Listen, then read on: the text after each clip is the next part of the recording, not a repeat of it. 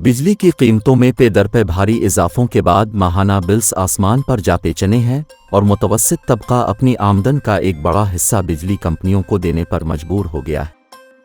लोग सड़कों पर निकल रहे हैं। जुमा के बाद हफ्ता को भी पाकिस्तान में मुजाहरे हुए।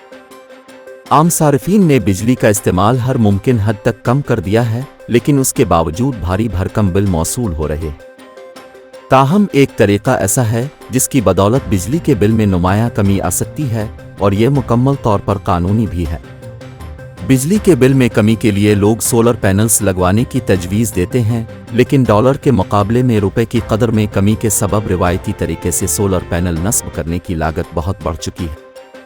सोलर सिस्टम का मरकजी हिस्सा यानी अनोरिट बहुत महंगा हो चुका है।